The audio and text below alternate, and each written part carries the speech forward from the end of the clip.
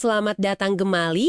Hari ini kita akan menyelami materi yang Anda bagikan nih. Ada kutipan menarik dari buku How to Talk to Anyone. Fokus kita kali ini mengasah intuisi sosial kita ya, khususnya mengenali apa aja sih yang sebaiknya nggak kita katakan atau lakukan di pesta.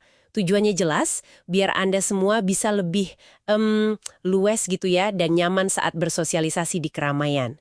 Sumber ini bilang, pesta itu punya semacam aturan tak tertulis. Menarik kan? Mari kita bongkar bareng-bareng. Benar sekali. Nah, konsep kuncinya itu ada di teknik hashtag 83.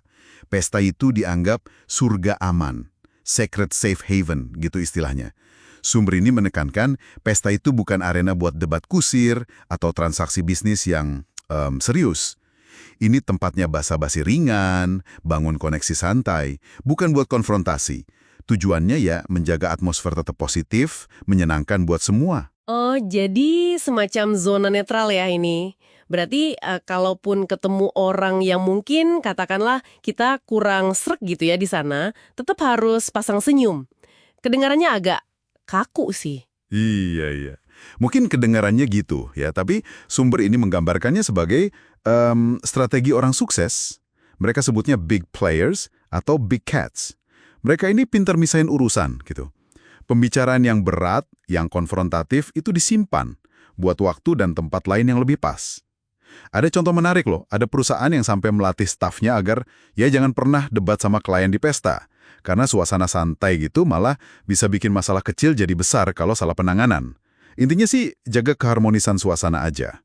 Oke. Masuk akal sih. Nah, selain hindari konfrontasi, apalagi nih jebakan percakapan yang perlu diwaspadai menurut sumber ini? Saya ingat ada soal klise ya, di teknik hashtag 30 kalau nggak salah. Tepat.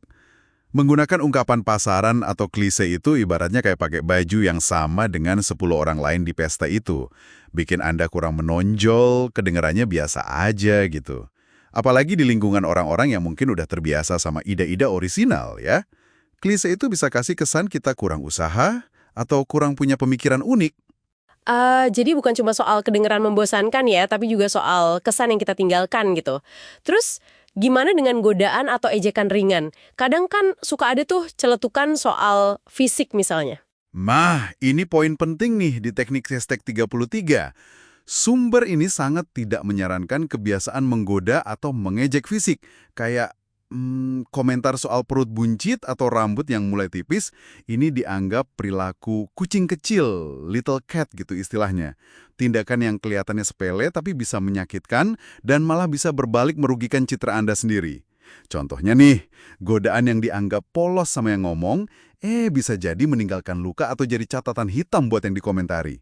Jadi ya, lebih baik hindari sama sekali deh. Wah, ini peringatan keras ya.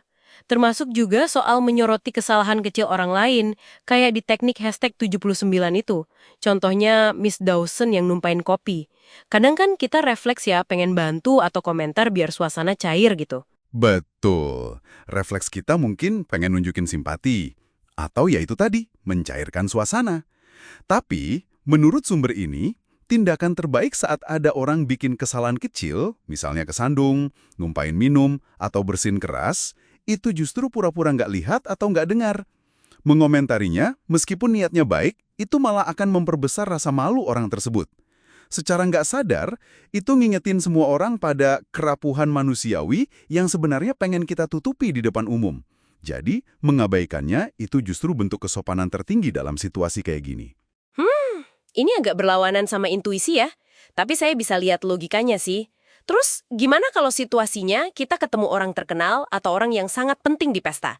Seringkali kan ada godaan buat langsung deketin atau muji berlebihan. Sumber ini punya saran spesifik di teknik 36. Jangan slobber. Artinya, jangan bereaksi berlebihan, terlalu memuja-muja atau kayak netesin air liur gitu karena kagum. Orang sukses atau big shots itu cenderung bersikap biasa aja saat ketemu selebriti. Kalaupun terjadi kontak mata, ya cukup senyum atau anggukan sopan, itu udah cukup. Kalaupun mau memuji nih, pujilah karya terbaru mereka. Jangan sesuatu dari masa lalu yang mungkin udah nggak relevan lagi buat dia. Intinya sih, biarkan mereka nikmatin pestanya kayak tamu lain aja. Jangan bikin mereka merasa diburu gitu. Oke, jadi kalau dirangkum nih ya, kunci utama bersosialisasi di pesta ala buku ini tuh intinya jaga semuanya tetap ringan, positif, dan nyaman, gitu kan? Hindari drama, topik berat, klise yang basi, ejekan, terus jangan menyoroti kesalahan orang, dan jangan norak juga kalau ketemu orang penting. Pesta itu kan buat bangun jembatan ya, bukan malah ngebakarnya. Tepat sekali. Dan ini memunculkan satu pemikiran lanjutan yang menarik menurut saya. Sumber ini kan nyebut pesta di teknik #83 dan juga meja makan di teknik #84 sebagai surga aman. Tempat yang tabu buat diskusi berat atau bahkan minta bantuan serius itu ada di teknik #82. Pertanyaannya jadi gini, kalau bukan di momen-momen sosial santai kayak gini, lalu kapan dan di mana ya sebenarnya waktu serta konteks yang paling pas untuk ngangkat isu penting atau minta bantuan yang signifikan, tanpa merusak suasana atau hubungan tentunya? Nah, itu sesuatu yang bisa Anda pikirkan lebih dalam mungkin ya setelah ini.